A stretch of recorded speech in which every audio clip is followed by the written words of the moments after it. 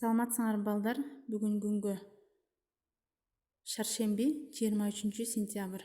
Бул күн кандай улуу күн экенин силер билесиңер. Туура ошол күнү 1989 жылы 23 сентябрда кыргыз тили мамлекеттик тил деген статусун алган балдар. Андан бери 31 жыл болду.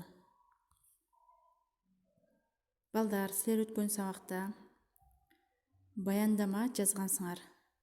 Мотоциклчен аюу болчу биздин темабыз. Анда эмесе бүгүнкү ошол сабагыбыз ошол жазылган баяндамага анализ жүргүзүүгө арналат. Негизинен баяндаманы эң сонун жазгансыңар. Анан ошол баяндамада кетирген бир аз катачылыктарыбызды текшерип көрөлү.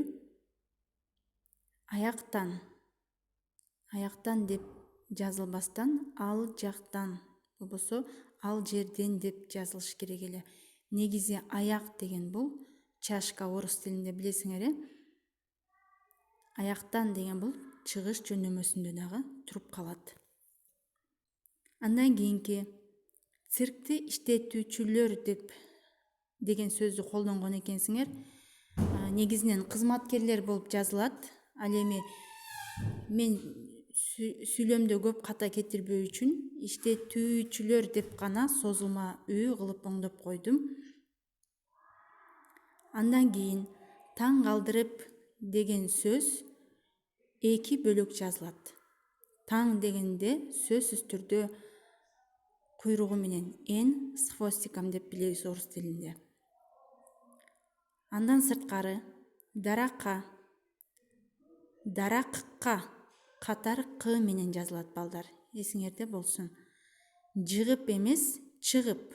Жыгып деген сөздүн мааниси таптакыр башкача. Ал эми чыгып деген сөздүн дагы мааниси таптакыр башкача. Андан кийин көңүлдүү деп жазыпсыңар. Ң менен ндин ортосунда чоң айырмачылык бар балдар. Ошондуктан сөзсүз түрдө ң тамгасын туура жазууну унутпагыла. Балдар, эми мына ушул мотоциклчен аюу деген сөзгө синквейн түзөбүз. Синквейн дегенди билесиңерби?